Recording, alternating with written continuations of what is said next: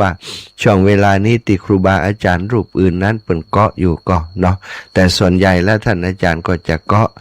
เป็นประจำอยู่แล้วนะเนื่องจากเวลาช่วงนี้เป็นเวลาที่ตังของวัดไฟเห็นเปิ้นได้ล็อกเวลาไว้สำหรับเพื่อจะก่อสัญญาณจากตังลำปางอาราศรัทธาญาติโยมตังหลายตังสถานีวิทยุวัดบรรพตสถิตของเฮาในเมตตาของท่านอาจารย์พระมหานพดลสุวรรณเมธีก่อตั้งสถานีขึ้นมาก็เพื่อจะเป็น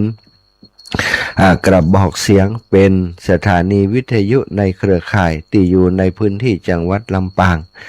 เพราะว่าศรัทธาญาติโยมตังลำปางติดตามรับฟังรายการของคลื่นสีขาวมาเมื่อนานจนเรียกว่าเป็นขาประจำไปแล้วก็เยอะเนาะฉะนั้นถ้าขาดสถานีวิทยุในพื้นที่ก็จะง่อมเงากัน ก็ต้องขอกราบในเมตตาท่านอาจารย์ใหญ่พระมหานพดลสุวรรณเมธีหันประโยชน์ของงานเผยแผ่พระพุทธศาสนาเนาะแล้วก็ได้เชื่อมสัญญาณไปเข้างานทำงานร่วมกันกับคลื่นสีขาวทำให้อาตมาภาพก็ได้มีพื้นที่ในการทำงานกับครูบาอาจารย์มากยิ่งขึ้นศรัทธาญาติโยมขอบคุณไปตังเจ้าหน้าที่สถานีด้วยเนาะน้องแอมพัชริยาฟองจันตาด็อกเตอร์นะเป็นอาจารย์สอนนะอยู่ประจำหลักสูตรนะอยู่ในวิทยาลัยสงฆ์นครลำปางก็เป็นลูกสาวอีกคนหนึ่งที่มีจิตอาสาเข้ามาทำงานของกับสถานีโดยทีมงานน้องนัทสถาพรสุธาคำน้องดิวอนุพงษ์ตาจินะมาเป็นช่างเทคนิคโดยขอบคุณทีมงานจิตอาสาติบอยู่เบื้องหลังการทำงานทุกวันเนอะศรัทธาญาติโยมพบปะกันแล้วก็จะปากันไหว้พระสวดมนต์ทำวัดเย็นก่อนจะนำเรื่องราวดีๆสารธรรมมามาจ้ามาให้ศรัทธาได้ร่วมอนุโมทนากันเนาะกราบพระพร้อมกันเนอกราบหนึ่งพุทโธเมนาโถกราบสองธัมโมเมนาโถกราบสามสังโฆเมนาโถอิมินาสกาเรนะพุทธังอภิปูชยามิอิมินาสกาเรนะธัมมังอภิปูชยามิอิมินาสกาเรนะสังฆังอภิปูชยามิอะระหังสัมมาสัมพุทโธภควาพุทธังภควันตังอภิวาเทมิกราบสวากขาโต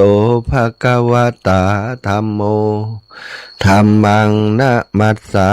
มิกราบสุปฏิปันโน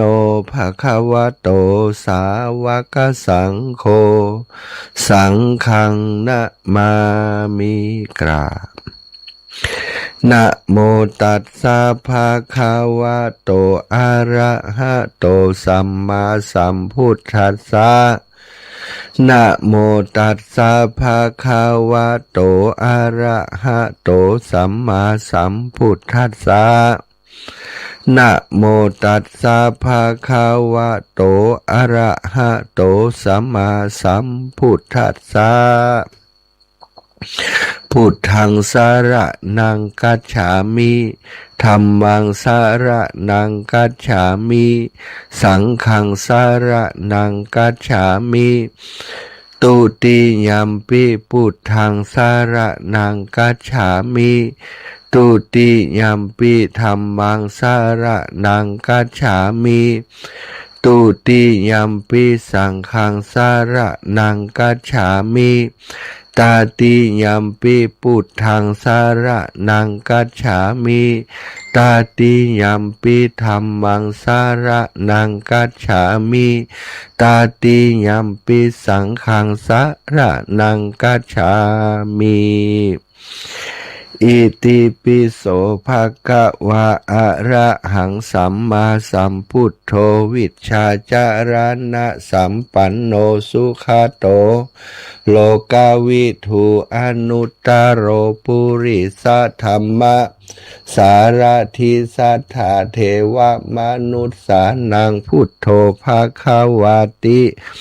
สาวกขาโตภะคะวะตาธัมโมสันทิฏฐิโก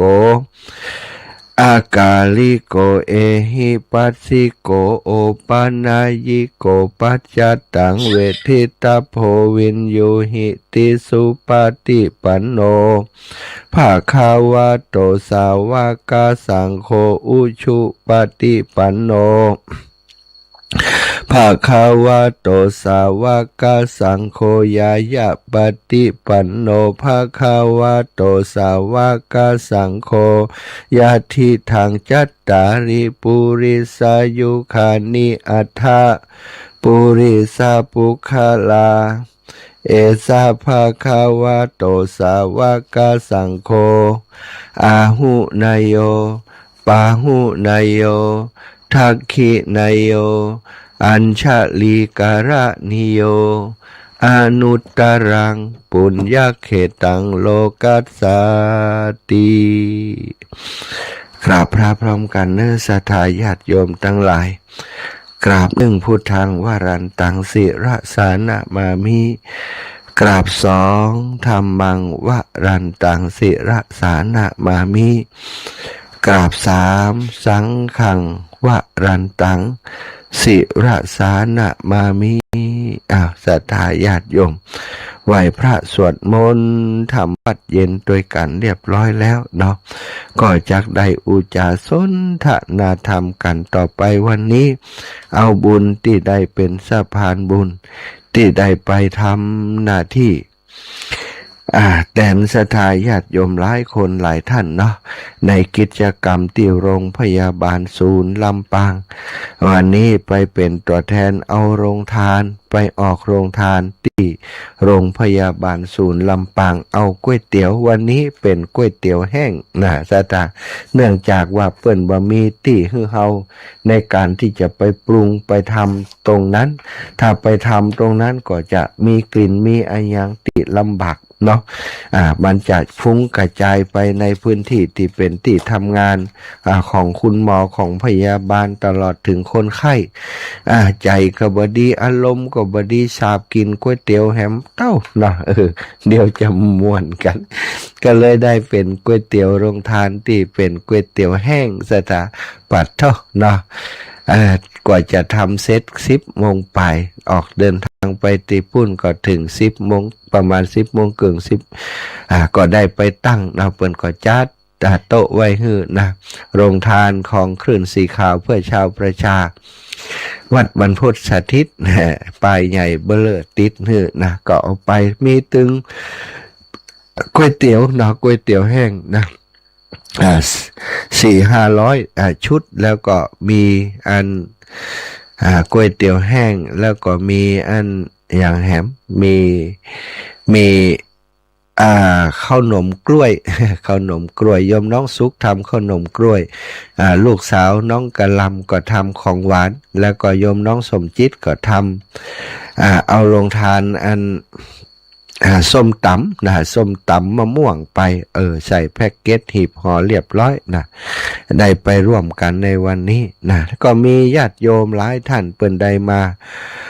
ร่วมบุญไปถวายร่วมบุญในวันนี้นะนั่น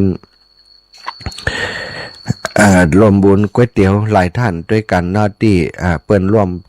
บุญเยอะน้อยนะถือว่าเยอะน้อยเป็นเจ้าภาพลักคือก็มีโยมแม่แก้วนนเต็มบ้านนากวาง 1,000 บาท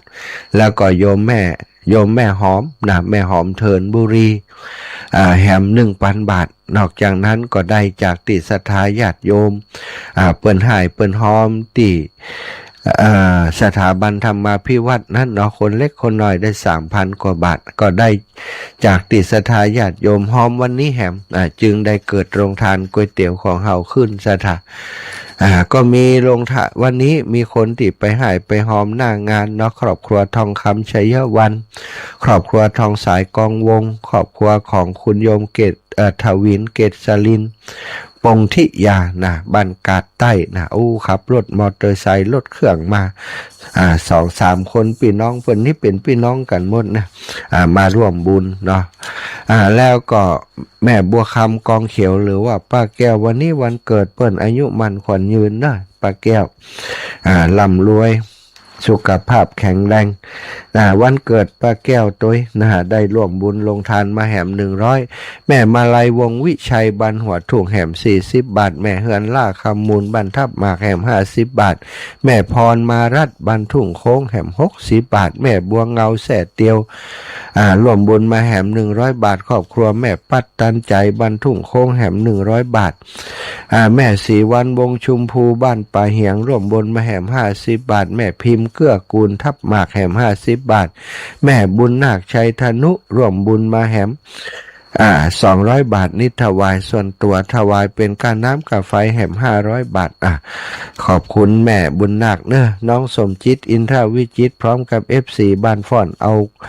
อาส้มตำมะม่วงมาโดยแล้วก็ถวายปัจจัยสมทบมาแหม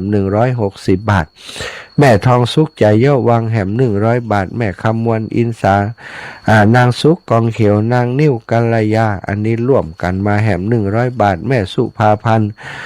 เสาขอบ้านห้วยไร่ตำบลบ้านเอื้อมร่วมบุญลงทานแหม100 บาทแม่สังวานแก้วล่าบ้านแรง4 ปีดาหอมลงทานมาแหม200ร่วมบุญการน้ำกับไฟ100แม่บุญเทียมใจแก้วร่วมบุญยกชัดติปุ้นเนอะวัดห้วยงูในโสพนารามแหม100 บาทก็ต้องขอบคุณแล้วก็คุณมีครอบครัวคุณโยมตวงลัดญาติของโยมแม่หอมเถินบุรีมาปะกันหน้าโรงพยาบาลเปิ่นก็ได้ถวายปัจจัยร่วมบุญตามอัธยาศัยก็จะเอาไปโฮงตานที่ห้วยงูในโยมแม่ตวงรัดเนาะแหม500 บาทก็ขออนุโมทนาบุญขอบคุณกับศรัทธาทุกคนทุกท่านที่ได้ร่วมบุญร่วมกุศลได้หายหอมกันมาคนเล็กคนน้อยก็ไม่ได้ประกาศนามแหมเยอะเพราะว่าวันนั้นที่สถาบันธรรมาภิวัตรคนนั้นก็ปักคนนี้ก็ปักก็ไม่ได้จดชื่อเปิ้นไว้เนาะแต่ทั้งหมดทั้งมวลก็รวมกันเป็นโรงทานในวันนี้ส่งถึงมือผู้บริโภคเรียบร้อยแล้ววันนี้บรรยากาศโรงทานที่โรงพยาบาลศูนย์ลำปางเป็นอันม่วนอันนันสถานม่วนหลายๆอย่างเนาะแล้วก็สิ่งที่ได้หันก็คือความสมัครสมานสามัคคีของครอบครัวคลื่นสีขาวผู้ฟังรายการคลื่นสีขาวเจ้าจังหวัดลำปางไปนักกันหลายเนอะพ่องก็ไปเป็นคนไข้พ่องก็ไปออกโครงทานพ่องก็ไปให้กำลังใจโรงพยาบาลและคนทำโรงทานวันนี้หลายคนก็ได้ของติดไม้ติดมือมาโดยเพราะคุณหมอพยาบาลแผนกต่างๆก็พากันเอาโครงทานมาออกโดยปล่อยแม่ทั้งหลายปอดต่อโรงทานเพิ่นมีสารพัดอย่างมีตึงไข่มีตึงขนมมีตึงกับข้าวกับปลาน้ำดื่มกับไอศครีมกันนี่แต่ละฝ่ายเปิ่นก็ร่วมบุญกันรวมสมทบกันเอามาจัดเป็นโรงทานโรงทานของเขานี่เปิดก่อนน้อยเนื่องจากว่าถ้าเปิดพร้อมหมู่นี่มันจะวุ่นวายก็แจกเฉพาะคุณหมอพยาบาลพ่องอย่างพ่องติเปิ่นมาขอแต่ก็ยังมีส่วนหนึ่งเนาะที่เอาไต่ไปใส่ก็ไปปะอยู่สถาหมู่ติไปลักของโรงทานนี่มากันนักนะยิ่งเปิ้นโอเพนอย่างตีโรงพยาบาลเนี่ยเปิดเลยบุ่มเข้าไปปัดโตศรัทธาญาติโยมลุบตุบตับลุบตุบตับนี่คนบักแข็งแรงนี่มีหวังล้มเลยล่ะอันนี้ลงทานก็ม่วนอย่างแล้วก็ดูมันบางงามอย่างหนึ่งเหมือนกันบ่มีการเข้าแถวเข้าแนวอย่างสักอย่างเนาะถ้าเป็นฝากอย่างจ้าท่านอาจารย์เสเวตปัญญาวชิโลหรือว่าบ้านแพทย์ใต้ท่านอาจารย์ฝากอย่างมาบอกหุ่นก็เดี๋ยวขอดูกับบ้านแพทย์ใต้ฝาก2 ข้อความ ฝากเรื่องอะไรยังท่านอาจารย์ ท่านอาจารย์ฝากอันข้อความมาเจมเนอร์ถ้าอาจารย์ฟังรายการอยู่ลงข้อความมาช่องสนทนาว่าฝากตัวเนอร์นี่ผมผู้ท่านอาจารย์ฝากอย่างร่วมบุญลงทานงานศพทุกปีโนดนาการแล้วไปแล้วรู้เนาะหรือว่ามีงานใหม่ท่านอาจารย์แจ้งมาเลยนะมีอย่างท่านเจ้าคณะตำบลวังเหนือนะครูบาอาจารย์ที่เคารพนับถือท่านหนึ่งที่ได้นี่แล้วมีงานเปิดมีงานฝากมาคณะเชิญสนาศิษย์ของพระกฤษดาขันติโกหรืออาจารย์โนตนะคณะศิษย์สำนักวัดแพร่ใต้พร้อมคณะนักศิลป์นักบุญในทิศทั้งสี่นะได้ร่วมบุญงานพิธีอบรมสมโภชไข่ตาพระเจ้าทันใจขันติโกและก็รอเตียนพรรษาเพื่อถวายในวัดในเขตอำเภอวังเหนือจำนวน10 วัดนะจำนวน10 วัดอันนี้มาอย่างไรแม่เหรียญจะได้มาเจ้าแต่ว่าได้เปิดสายแต่นาไม่ยากพระอาจารย์มีอย่างอีแม่พาก็ต้องอันแม่ก็มันโป้งเนี่ยแม่พาเป็นแรงนี่นะได้กะดีแล้วเนอะแม่เหรียญฟังนะดีขอบคุณอนุโมทนาบุญแม่เด้อเจ้าสาธุบุญรักษาอยู่ดีมีสุขสาธุเจ้าพอก่อน อันนี้แฉกมาเนาะตะกี้ประกาศไปถึงว่าเปิ้นจะรอเตียนนะที่ในเขตอำเภอรอเตียนพรรษาเพื่อถวายในวัดในเขตอำเภอวังเหนือจำนวน10 วัดเพื่อถวายเป็นอาจาริยบูชาแด่พระอาจารย์กฤษดาและได้ร่วมสร้างโรงครัวหอฉันของวัดแพร่ใต้ในวันอาทิตย์ที่26 กรกฎาคม 2569สถาพี่น้องตังวังเหนือพี่น้องตังล่องเคาะเนอะน้องเจ้าขุนแม่โดไปร่วมกิจกรรมครั้งนี้จิมไปช่วยครูบาอาจารย์เดี๋ยวจะพอว่าจะได้ไปช่วยอาจารย์ได้อย่างไรพ่องก็ประกาศประชาสัมพันธ์ตรงนี้กันแล้วกันเนอะศรัทธาถ้าจะร่วมบุญหล่อพระเจ้าท่านใจและหล่อเตียนแล้วก็ร่วมสร้างศาลานะทำกิจกรรมนี้ที่วัดแพร่ใต้อำเภอวังเหนือสามารถฝากไปที่มีละครทีมงานรวมศิลป์ละปินล้านนาไอเก่งวัชรินนะจูขี้เมียงชวนพิษเชียงดาเนาะกิ่งแก้วแม่จันลำจวนดอยเต่าคือชมตลอดทั้งวันอันนี้ม่วนนะงานจะมีวันเสาร์ที่25 กรกฎาคม 2569 9 โมงเป็นต้นไปคณะสถาบันแพทย์ใต้ร่วมจัด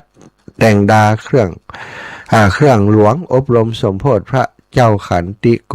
ตลอดทั้งวันและก็วันอาทิตย์ที่26อันนี้เปิ้นก็จะเริ่มคณะสัตว์ 8-9 นาฬิกานักศิลป์นักบุญทุกท่านมาร่วมบุญหล่อเตียนพรรษาตลอดทั้งวันแล้วก็ 19 นาฬิกาพระสงฆ์สวดมนต์ตันตามแบบฉบับล้านนาจากนั้นก็จะมีการแสดงพระธรรมเทศนาสวดเบิกสลับกันจนถึงสว่างวันจันทร์ที่27 กรกฎาคมอันนี้ยังหลายวันอยู่แล้วนี่เนาะ2569นะเวลา5 นาฬิกาถวายปัจจัยพระสงฆ์นุโมทนาถวายภัตตาหารเช้าเป็นอันเสร็จพิธี26 กรกฎาคมพุทธศักราชเนอะก็เดี๋ยวก็จะประกาศให้ท่านอาจารย์เดี๋ยวจะให้ลูกหลานละอ่อนเขาได้ช่วยทำสปอร์ตให้เปิ่นสักน้อยตัวนะท่านอาจารย์พระครูนี้ก็ถือว่ามีบุญคุณกับอาตมาหลายเรื่องนะสถามีกิจกรรมอย่างตั้งวังเหนือเนาะงานศพของคุณโยมประนตประธานชมรมผู้สูงผู้พิการอำเภอวังเหนือนะตอนที่เปิ้นเสียชีวิตก็แม่โดน้องเจ้าขุนบ่ฮู้จะแย่อย่างใดบ่มีไผช่วยอาตมาก็บอกให้ท่านอาจารย์นะพระมหานพดลอาจารย์มหานพดลก็ติดต่อท่านอาจารย์พระครูวัดแพร่ใต้ท่านอาจารย์ของเฮาก็ได้เป็นต้นเป็นเก้าเป็นก๊กในการจัดกิจกรรมนำคณะสงฆ์มาร่วม กิจกรรมเนาะทำให้งานลุล่วงไปโดยดี หลายๆงานศรัทธาญาติโยมติเปื่องปุญญาบารมีของครูบาอาจารย์ก็ฉะนั้นเนาะก็จะได้ใจสื่อทางวิทยุของเฮาช่วยกันนะศรัทธาญาติโยมจะให้จะหอมเดี๋ยวอาตมาจะขอบัญชีหรือว่าเบอร์โทรของท่านอาจารย์ไว้ศรัทธาญาติโยมสามารถโอนไปที่ท่านอาจารย์ได้เลยที่จะร่วมบุญหอมบุญเนาะอู้ถึงเรื่องโรงทานวันนี้นะก็สำเร็จเสร็จสิ้นไปแล้วขอบคุณทุกคนที่มีส่วนร่วมในการไปทำโรงทานทำให้คลื่นสีขาวของเฮาเนาะได้เป็นที่หู้จักของตั้งคุณหมอตั้งโรงพยาบาลวันหลังเปิ้นก็จะได้มาร่วมกิจกรรมกับตั้งเฮาพ่องหมูไปไกลมาศรัทธาเฮาช่วยเปิ้นวันหน้าเปิ้นก็ช่วยเฮาน่าสลับซับเปลี่ยนกันไปการเกื้อหนุนจุนเจือช่วยเหลือซึ่งกันและกันนั่นเป็นหน้าที่ของชาวพุทธทั้งหลายเนาะทางโรงพยาบาลถึงจะเป็นหน่วยงานของรัฐนะศรัทธาญาติโยมก็เป็นองค์กรสาธารณะเป็นของหมู่เฮาทุกคนคุณหมอพยาบาลต่างๆนั้นก็เป็นผู้ที่เป็นเจ้าหน้าที่ปฏิบัติหน้าที่อยู่ในช่วงเวลาหนึ่งเท่านั้นคอยบริการดูแลคนป่วยคนไข้ทั้งหลายนอกจากการเป็นหมอเพิ่นก็เป็นชาวบ้านคนหนึ่งเป็นชาวพุทธคนหนึ่งมีโอกาสมีคุณหมอเยอะเหมือนกันในคลื่นสีขาวของเฮานี่นะมีคุณหมอมีพยาบาลที่เปิ่นพันตัวมาเป็นชาวพุทธอย่างแท้จริงมาฟังธรรมะไปร่วมกิจกรรมหลายที่หลายแห่งด้วยกันเปิ่งป่าอาศัยกันโรงพยาบาลศูนย์ลำปางเนอะสถานวันนี้กิจกรรมครบรอบ84 ปี84 ปีอายุครบ84 ปีถ้าเป็นคนก็อายุเต่าแม่ย่าคำพอดีเนี่ย2485 เกิดวันเกิดเปิ้นปีเกิดเปิ้นเนาะก็อายุ84 ปีเหมือนกันโอ้ถ้าเป็นคนก็เท่าละโลเนาะเท่านักแก่แล้วนี่โรงพยาบาลนี่มีการปรับปรุงมีการพัฒนาอยู่เรื่อยๆนะมีสร้างตึกใหม่ๆคือทันสมัยอยู่เรื่อยๆบัดเดี๋ยวนี้ก็สะดวกสบายซะท่าเรียกว่าจัดให้เข้ากับยุคสมัยเนาะมีที่กินข้าวกินปลามีร้านกาแฟหลายๆร้านให้ไปเลือกไปโรงพยาบาลประจำเจซ้ำซากเหมือนก่อนแล้วคนที่ไปส่งเอารถไปส่งคนไข้กันเนี่ยไปนั่งรอตามสถานที่ต่างๆร้านกิจกรรมหรือว่าร้านกาแฟที่เปิดมีเนาะซุ้มมีอย่างอยู่ในโรงพยาบาลนะแบบสบายสะดวกหลายๆจุดนะแม้กระทั่งที่จอดรถเป็นก็พยายามปรับปรุงให้ทันสมัยให้มีที่จอดเยอะขึ้นแต่ก็อย่างไรก็ตามคนไข้ก็เยอะนั่นนะคนใช้บริการก็เยอะติดต่อตั้งนอกก็เลยล้นทะลักไปถึงลานจอดตั้งนอกถนนหนทางนี่เต็มไปหมดหัสตะไปโรงพยาบาลนักใจเรื่องที่จอดรถเนาะก็หวังว่าอนาคตตั้งหน้าจะมีการพัฒนาต่อไปเป็นกำลังใจให้คุณหมอกับพยาบาลและผู้ที่เจ็บเป็นเย็นอุ่นนะไปใจบริการที่โรงพยาบาลศูนย์ช่วยกันดูแลโรงพยาบาลของเราเนาะโรงพยาบาลของเฮาไปใจโรงพยาบาลของคุณหมอเปิ้นก็ไปปฏิบัติหน้าที่แทนเฮานั่นน่ะเปิ้นมีความรู้เมื่อมีกิจกรรมอย่างต่างๆที่เป็นขอความร่วมมือร่วมแรงร่วมใจสิ่งใดที่เฮาช่วยกันได้ก็ช่วยกันไปสถานการณ์เกื้อกูลอุดหนุนจุนเจือเกื้อกูลช่วยเหลือซึ่งกันและกันนั้นเป็นสิ่งสำคัญในสังคมของชาวพุทธเฮาเนาะชาวพุทธถือว่าการที่เฮามีความเอื้อเฟื้อเกื้อกูลการมีน้ำใจช่วยเหลืออุดหนุนแบ่งปันแก่ผู้อื่นโดยความจริงใจนั้นเป็นรากฐานสำคัญที่สร้างความสามัคคีทำให้สังคมมีไมตรีจิตและก็ร่วมอยู่กันร่มเย็นเป็นสุขเนาะหลักการแสดงออกถึงความเอื้อเฟื้อเกื้อกูลก็ประกอบไปด้วยการแบ่งปันอย่างเช่นเฮาเอาโรงทานไปวันนี้ก็เป็นการแบ่งปันนะแบ่งปันความสุขเล็กๆน้อยๆคนไปวันนี้คนที่ไปเยี่ยมไข้ก็ดีนะคนที่ผู้ป่วยไปก็ดีวันนี้ไปเจอโยมป่อจวนแล้วก็โยมแม่นำเปิ้นปากันไปโยมป่อนี่ไปฟอกไตเปิ้นฮู้ว่าแต่มา และคณะจะเอาโรงทานไปโยมแม่ก็มารอโอ้อยากอาตมาเข้าไปแม่ก็มาตักโหยังใดนี่เอาอีปอมาฟอกไตอาจารย์ว่ารออยู่ห้องฟอกไตอยู่ก็เลยบอกว่าเดี๋ยวมาเอาโรงทานเนอะแม่เดี๋ยวถ้าเปิดแล้วแม่มาเอาเลยนะก็บอกกันนะเปิ้นก็ได้กินประหยัดค่าอาหารไป ได้ลงทานก๋วยเตี๋ยวไปกินพอจะอิ่มต้องรอโยมปอดที่เปิ้นจะฟอกไตนี่ซะท่าหลายคนนะการแบ่งปันอย่างนี้ทำให้หลายคนก็ได้ประหยัดค่าใช้จ่ายค่าอาหารการกินไปนะการแบ่งปันการให้สิ่งของให้ความรู้ให้กำลังใจกับผู้ที่ขาดแคลนกว่านี่เรียกว่าการแบ่งปันการแบ่งปันในการโอกาสสำคัญอย่างนี้อันนี้โรงพยาบาลอาจจะบ่เดือดร้อนอย่างในเรื่องนี้นะแต่ว่าเฮาไปแบ่งปันในโอกาสสำคัญเพื่อเป็นการระลึกนึกถึงคุณงามความดีของผู้ที่เปิ่นสร้างสร้างโรงพยาบาลมาให้เฮาแล้วก็โรงพยาบาลก็ครบรอบ84ปีนี่มันก็เป็นการทำบุญเพื่ออุทิศไปให้กับคนที่เปิ่นล่วงลับไปคุณหมอที่เปิ่นเสียชีวิตไปพยาบาลที่เปิ่นเสียชีวิตไปเจ้าหน้าที่ฝ่ายต่างๆตลอดถึงคนที่ไปรักษาที่โรงพยาบาลที่เปิ่นเสียชีวิตไปโอ้วันนี้ได้ทำบุญที่หั่นไปเปิดโรงทานได้ทำบุญอุทิศบุญไปให้เปิ่นก็เปิ่นก็จะได้รับบุญรับกุศลจากเฮานี่คือการแบ่งปันการช่วยเหลือเนี่ยสถานสิ่งที่การช่วยเหลือการสนับสนุนให้ผู้อื่นทำกิจกรรมการงานให้ผ่านไปพ้นไปผ่านไปพ้นปัญหาไปได้โดยดีนั้นก็ถือว่าเป็นการช่วยเหลืออย่างหนึ่งวันนี้อย่างหมู่เฮาทั้งหลายไปช่วยเหลือทางโรงพยาบาลทางบนโรงพยาบาลก็มีความรู้สึกที่ดีต่อประชาชนที่เปิ้นไปร่วมกิจกรรมในวันนี้นะเปิ้นก็ขอบคุณมาทางคุณหมอที่รับผิดชอบดูแลเรื่องนี้ก็ได้ทักทายมาตังไลน์อาตมาก็มาขอบคุณนะขอบคุณก็บ่เป็นหยังเพราะว่าเป็นงานที่มันเกิดบุญเกิดกุศลเฮาก็ไปช่วยตามใจของเฮาอยู่แล้วเนาะการเกื้อกูลช่วยเหลือแบ่งปันน้ำใจช่วยเหลือเกื้อกูลซึ่งกันและกันเป็นหลักฐานสำคัญของการที่เราจะสร้างสังคมการช่วยเหลือในชีวิตประจำวันเนี่ยแบ่งสิ่งของแบ่งปันคือคำปรึกษาช่วยเหลือ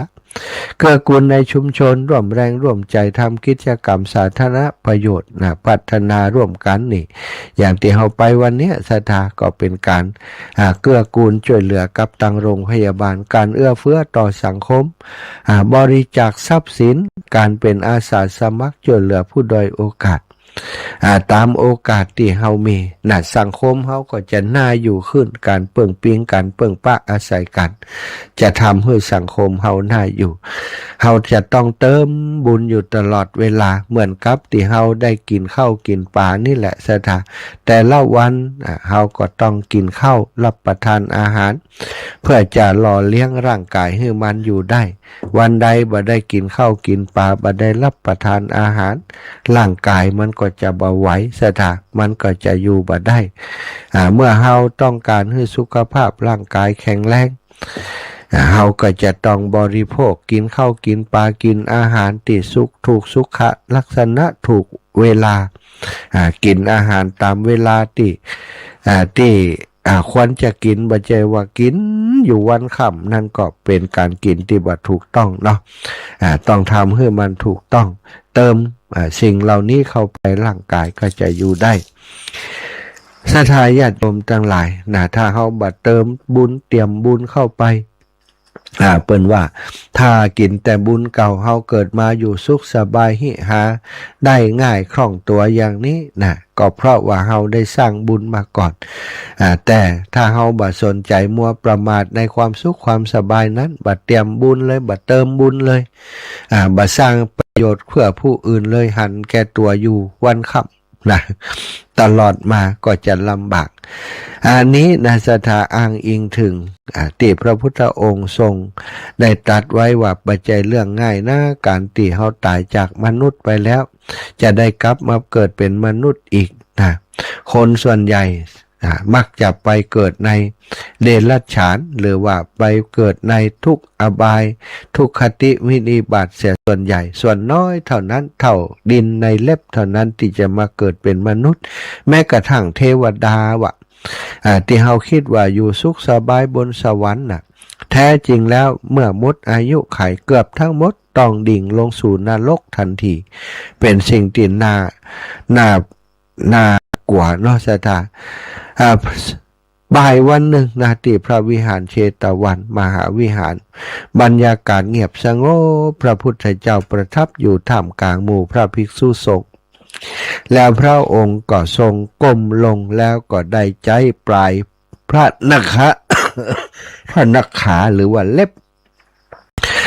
จิกลงไปในแผ่นดินแล้วก็นำขึ้นมา สุมาอภัยเนอะเป็นเพียงฝุ่นเล็กๆนะตีแทบจะมองบ่หันสถาพระองค์ชูนิ้วขึ้นแล้วตรัสถามภิกษุว่าภิกษุทั้งหลาย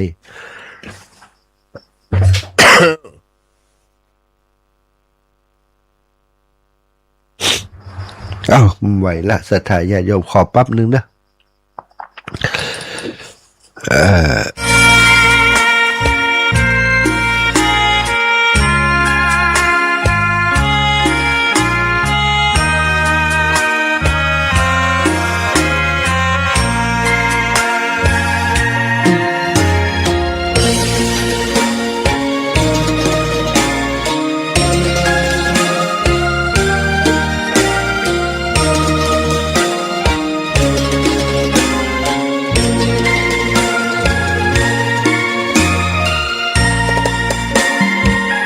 ดอกบัวดอกหนึ่ง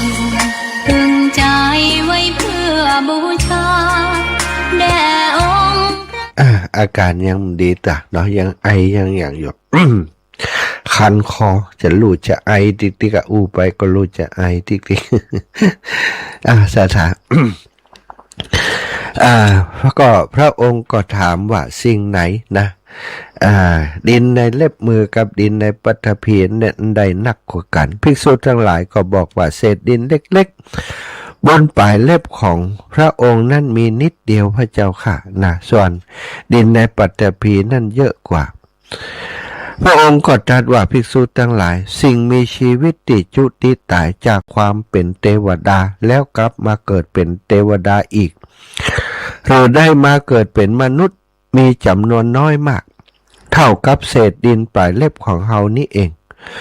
ส่วนเทวดาติจุติจากสวรรค์แล้วต้องดิ่งลงไปเกิดในนรกสัตว์เดรัจฉานเปรตวิสัยนั้นมีจำนวนมหาศาลเท่ากับผืนแผ่นดินใหญ่ไอ้ปล่อยแม่ตั้งหลายขนาดเทวดานะเทวดานี่ติมัวแต่ลงในบุญของตัวนั้นบุญเก่าที่ตัวได้เกิดเป็นเทวดานั้นสุดท้ายหมดบุญจากการเป็นเทวดาดิบดีก็ดิ่งลงไปนรกเพราะตัวเองบ่มีโอกาสได้เตรียมบุญเติมบุญเลยเรื่องนี้คือเรื่องจริงที่คนส่วนใหญ่บอกเคยหู้นะเฮามักจะเข้าใจว่าการได้ขึ้นสวรรค์เป็นเทวดาคือจุดหมายที่ปลอดภัย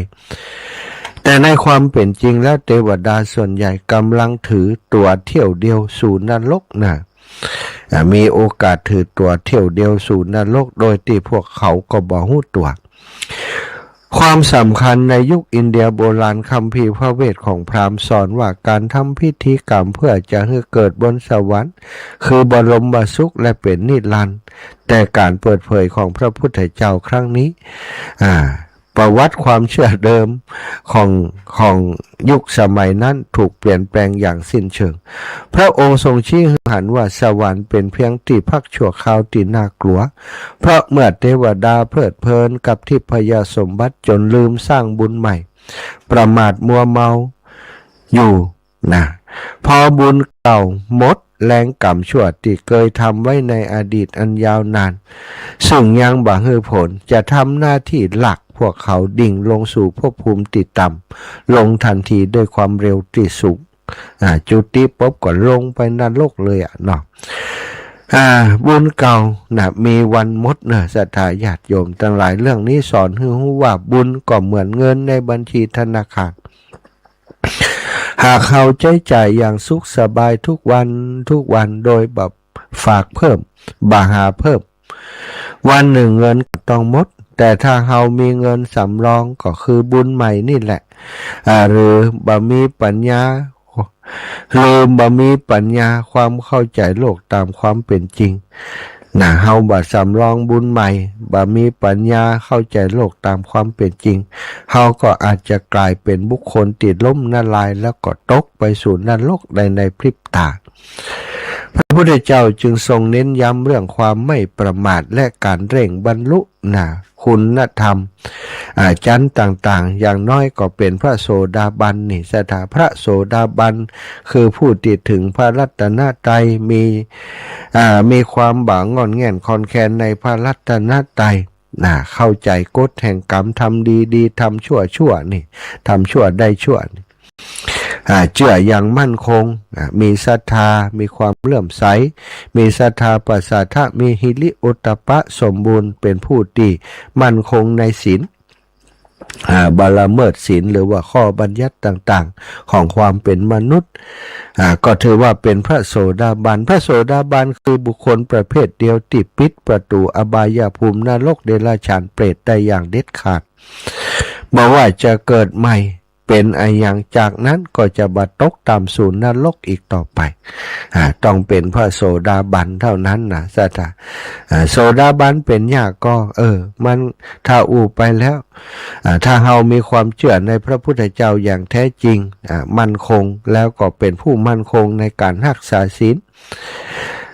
รักษาศีลบริสุทธิ์ศรัทธาศีล5รักษาให้บริบูรณ์นี่นอกจากไปสวรรค์แล้วก็ยังมั่นคงเป็นผู้ที่มั่นคงเป็นผู้พระโสดาบันบัดต้องตกไปสู่นรกอีกนี่ลองคิดดูศรัทธาญาติโยมชีวิตของเทวดาก็เหมือนกับคนที่ประสบความสำเร็จอย่างสูงในปัจจุบันนี่แหละมีเงินทองมากมายมีชื่อเสียงมีความสุขจนหลงลืมตัวไปใช้ชีวิตเที่ยวเล่นประมาทมองการทำความดีหรือการพัฒนาจิตใจเป็นเรื่องไม่จำเป็นวันหนึ่งเมื่อโชคลาภหรือว่าต้นทุนเก่าหมดลง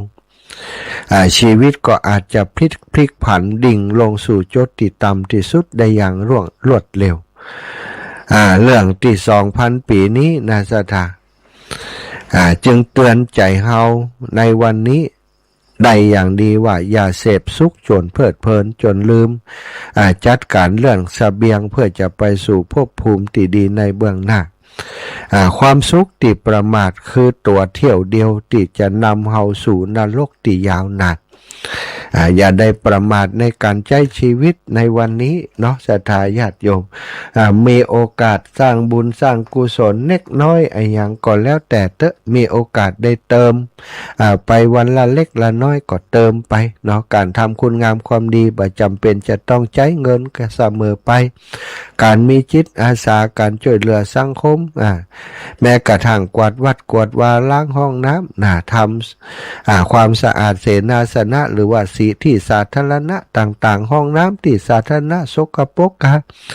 ช่วยกันดูแลทำความสะอาดสถาบันจำเป็นจะต้องให้ไผมาบอกมากล่าวของสาธารณะบางครั้งบางทีบ่มีไผดูแลก็เสื่อมโทรมไปหันหลายที่หลายแห่งเหมือนกันห้องน้ำสาธารณะจะไปเข้าสักหน่อยเหม็นบึ้งอยู่หันบ่มีไผไปดูแลถ้าเราช่วยดูแลช่วยกันทำความสะอาดบุญมหาศาลเนอะศรัทธาเกิดมาเป็นคนสวยเป็นคนงามเกิดมาพบนาจัดนาบัจจะอย่างที่มันจะเป็นปัญหาอย่างนี้แล้วเนี่ยเป็นคนที่มีความผิวพรรณวรรณะผ่องใสมีความเจริญรุ่งเรืองเป็นที่รักใคร่ของคนทั่วไปได้เติมบุญเติมกุศลเติมจิตใจที่ดีงามให้กับตัวเองทุกวันฝึกฝนคัดเก่าไปสิ่งเหล่านี้บ่ได้เกิดขึ้นเองศรัทธาเราต้องฝึกต้องทำให้เกิดขึ้นเนาะเอาละวันนี้ก็ต้องขอบคุณกับทุกคนที่ร่วมบุญโรงทานมาก็ประกาศสำหรับคนที่จะไปด้วยกันวันที่12 12 เดือนกรกฎาคมนะวันที่12นี้ก็มีญาติโยมที่จะไปร่วมกิจกรรมด้วยกันนี่หลายกลุ่มหลายคณะอยู่เนาะมีรถตู้ 3-4 คันแล้วที่จะไปด้วยกันหนึ่งในนั้นก็มีแม่บัวเย็นจันทบแล้วก็รถตู้ทีมของอาตมาอีก1 คันศรัทธาญาติโยมที่จะไปด้วยกัน1 คันอยู่ที่จะออกจากวัดบรรพตสถิตนี้นะประมาณเวลา5 โมงเนาะ5 โมงตี 5นี้ออกเดินทางแล้วจะไปเมืองฝางระยะทางมันไกลซะท่าแม่บัวเย็นจันทบ1 คันแล้วก็ของอาตมาภาพนี้1 คันศรัทธาที่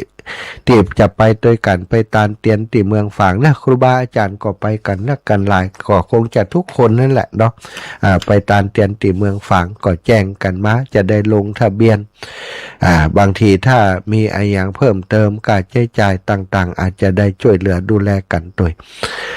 ในวันที่12ห้วยงูในนะวันที่21นะ12กับ21ปินจรินกัน21นี่ก็ที่ดอยอินทนนท์ดอยอินทนนท์นี่แจ้งมาหลายคณะแล้วเนาะแม่แก้วโทษนะบุตร1 กันบันนำทงนะแม่บัวเย็นจันทบ1 กันน้องสมจิตอินทวิจิต1 กันแล้วก็โยมน้องสมควรใจน้อยอีก1 กันแม่สวัสดิ์วงกันทะนะบ้านน้ำโจบ้านไหลทุ่งบ้านน้ำโจนะแหม1 กันนะแล้วก็อื่นๆเดี๋ยวก็คงจะติดตามมาบ้านท่าโทกหัวช้างเนาะบ้านโทกหัวช้างบ้านหัวทุ่งบ้านหนอง5แหม1 กันใครจะไปด้วยกันอย่างใดคณะใดวันที่ต่อใดนะก็แจ้งมาเนาะโดยเฉพาะดอยอินทนนท์นี่เป็นงานใหญ่ของทั้งกองทัพอากาศนะเปิดโอกาสก็คือกลุ่มคณะของคลื่นสีขาวเท่านั้นนะสตาทำไมว่าเท่านั้นตีเปิดฟังรายการของคลื่นสีขาวนี่แหละนะเปิดจะได้เตรียมสถานที่จอดรถไว้เหือส่วนคนทั่วไปนั้นก็บ่ฮู้ข่าวเนาะคนที่หู้ข่าวก็คือหมู่ขึ้นสีขาวนี้เพราะเขาจะได้ประชาสัมพันธ์บอกกล่าวคนที่จะไปก็ลงทะเบียนรถลงทะเบียนคนไปจำนวนต่อใดอาตมาก็จะเอาลงทานไปตัวเนี่ยถึง2 ที่บอกมาเนี่ยเอาลงทานไปตัวศรัทธาญาติโยมก็ใครจะไปด้วยกันที่ไหนตั้งใดอย่างใดได้รวมกลุ่มรวมตัวกันแล้วก็แจ้งจำนวนคนจำนวนรถมาเหืออาตมาจิบเอาละสถาปันเวลาให้ปล่อยแม่ได้โทรมา0808844173เนอะ0808844173วันนี้เป็นวันพุธก็เดียวต่อจากอาตมานี่ก็จะเป็นท่านอาจารย์ใหญ่พระมหานพดลสุวรรณเมธีจะมาพบปะกับสถาพี่น้องต่างหลายนะขอบคุณแม่ครูธัญญานะแม่ครูธัญญาทองอิ่มนะจากเชียงใหม่แม่จันเพนใจแสนโยมน้องสมควรใจน้อยโยมปีพิมมาลานะพี่น้องจากบ้านป่าซักคุณโยมสำราญกันติมูลนะโยมสำราญกันติมูลแม่สีทรเปรมจิตนะแล้วก็ป้าน้อยแม่น้อยอินยาศรีนะแล้วก็แม่พวงทองมหาวงศ์พี่น้องบัวค้างสันกำแพงสาธุอนุโมทนาโดยเจ้านะแล้วก็แม่พิสมัยสีเทพทำลงแม่สมศรีใจบุญท่านยังบ่หายเตื้อการนะคุณโยมชนัดกมลแม่จันเปงน้องก้อยคำปันแล้วแม่ฟองจันแก้วมูลนะแล้วก็ทุกคนนะติดตามขอบคุณอนุโมทนาบุญนะสายแรกมาจากเชียงใหม่นะบ้านกำแพงหินแม่โยมแม่เจริญปอนเจ้าจ้ารับยังไงเดี๋ยวเจ้ายังแม่ยังเจ้าไม่ได้ยากเลยเนาะเจ้าสาธุขอบคุณแม่นะเจ้านะขอบคุณแม่อยากแก้วบรรกาศโปร่งบัตตันฮับวางสายเสียก่อนนะขอบคุณแม่อยากแก้วโทรมาแม่ย่าน้อมคุณแม่น้อมสุภาวงศ์วันก่อนมาที่สถาบันธรรมาภิวัตรเจ้าโยมแม่น้อมเจ้าเมินนะไม่ได้ยินเสียงมันได้ยินเสียงเมินล่ะแสดงว่าฟังนะครับออกทุกวันนี่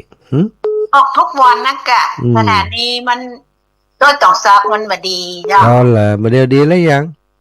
เดี๋ยวนี้ก็ได้ยินวันนี้อ่ะ อ๋อเจ้านั่น ก็วันนั้นไปพอดีมาเกิ่งตางงั้นก็ได้ยินมาหาออกกับ เจ้า เน้นรับว่าโอ้มาหาจัดรายการแล้ว อ๋อเจ้า สาธุแม่ขอบคุณแม่นะ จ้า แม่น้อมสุภาวงศ์อันนี้ก็เป็นแฟนรายการประจำนะแม่สุแก้วสอนศรีนุสรศรีลาพรศรีเตี้ย เจ้าถึงวันมาได้ยินนะคืนนี้นะเจ้า อ๋อมาแล้ววันนี้มาแล้วเนาะซ่อมแล้วดีแล้ว วันนี้มาแล้วพุทโธพอทางตากระเซาหล่ะจับวันนี้นี่ลงทานก๋วยเตี๋ยวแห้ง อืม ขายดิบขายดี ไข่ จ้ะ ดิบไข่ดีมดแซ่ดมดซอยน่ะ โอ้ยแม่พ่อโคนหลาย โอ้โหหันก็แหละนี่ลักคอนี่ เจ้า ลักคอ โอ้โหได้ทำบุญสุนทาน อืม เป็นบุญเป็นกุศลเนาะเจ้า เจ้าอีแม่ เจ้าแม่มาได้ฟังแม่ก็เลยมาได้ฮู้ อืม แล้วก็เลยมาได้ร่วมบุญไปอนุโมทนาบุญโดยเด้อ เจ้าแม่บุญรักษาแม่เนอะ เจ้ากลับไว้จ่าเด้อสาธุเจ้า เจริญปอนแม่ย่ามอมอินแก้วตันวงศ์แม่อินแก้วไปแถวปุ้นกาไปแถวเวียงป่าเป้าเจียงไฮ้นี่เป็นน้องวังเหนือนี่แม่เอ้ยบ้านใหม่วังมนสายลุดไปแหมะแม่เอ้ยแม่เอ้ยเจริญพร พระเจ้าอาจารย์เจ้า จ้าแม่ เป็นวัดกับเจ้า การนั่นแฮะถ้าจะแม่นกะฮะ ได้พักผ่อนแล้วล่ะ เจ้าแม่ เจ้า อืม แล้วจะได้ขึ้นมาวังเหนียวหัวเนาะ วันที่26เดือนหน้าบ่กะฮะ เดินหน้าไปเนาะ เดือนหน้านี่จะไปจ่วยงานหล่อเตียนท่านอาจารย์เตียน วัดแพะไตเนอะมากันเนอะพี่น้องวังเหนือมากันหลาย มันเสียสาวหก 26กรกฎาคมมีซอวันค่ำในซอดังเลยอะเจ้า ไหนเจ้าหลดกันนะกี่หลดลงไป บ่ไกล หมดจะไปหมดจะ มากะมา เขา เลย กัน สาธุเจ้าแม่ เจ้าไป เจ สาว ริญ เจ้า เจริญปอนแม่ละอ่อนแม่ย่าละอ่อนควงเป้าแม่ละอ่อนอุ่นใจไหนฮับเลยยัง เจ้า นั่น ลูกเป็นวัดเลย เป็นวัด อันนั้นมีแหวะ มี อันยังก็ ฟ้าทลายโจร อะไรชนเลย ต้มกินอยู่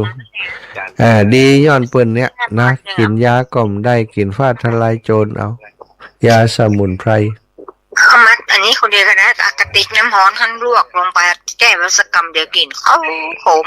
เจ้า แต่แม่อันไม่ได้โอนบัจเจเด้อ เจ้าเป็นอย่างนี้แม่ เอาลงอันทงทานให้แม่แหม100ไม่จะโอนไปฮะ รายการลงทานเตียนได้อินทนนท์เนาะ ลูกตู้เจ้า เจ้า จะเอา ศัตรู ไม่ ข้า จะ ว โอนไปสิ้นเดือนก็ไม่จะโอนไป เจ้าแม่ เจ้า บุญหักษาแม่ละอ่อนอุ่นใจ อยู่จอมทองบุญนาสตาอยู่จอมทองแถวควังเป้าเนาะสตาดูเวลาแล้ว หมดแล้วเนอะ19:57แล้วไม่ยามอมตะกี้มันดันอู้กำกะไม่ยามอมตะกี้มันได้อู้กำหลังอู้เลยแม่แต่อันมาได้ยินหลายวันก็มอนเปิ้นน่ะที่เรียนนี้น่ะเนี่ยก็ เจ้าแม่ เราเตียนน่ะต้องวันนั้นมาได้ยินเลยอ่ะ เจ้า มาได้ยินเรากำลังได้ยินวันนี้ในวันเดียวเนี่ย เอาละเนาะขอบคุณแม่ยามอมเนอะ จ้า เวลาหมดพอดีอุยมอนหมดพอดีขอบคุณแม่อันบัวขีดท่าโปแหมกันหนึ่งเนอะรับชมอยู่แม่แหมหนึ่งตู้เจ้าบันปงใต้เนาะที่จะไปดอยอินทนนท์หลายกันแล้วนะดอยอินทนนท์ศรัทธาญาติโยมไม่อยากแก้วปุ่งมาแหมอยู่นะขาใจอู้เร็ว เจ้า ๆเอาเรื่องของเราไปถึง2 ปีนะอี นะกะได้ยินว่าอันนะเจ้าเอา2 ตีกับ2 ตีดีกับวันกะวันเดียวกันนะกะคนละวันกะอย่าอัน1 12อัน1 21อ่ะ12นี่ไปแอวฝางก่อน12ไม่เอาฝางแล้ว21ไปแอวเจียงใหม่นี่อินทนนท์นี่เจ้าสาธุนายานะเจ้าหมดเวลาแล้วอำนวยปรสถานท่านเจ้าทุกคนทุกท่านจัตตาโรธรรมาวัฏันติอายุวโนสุขังพลัง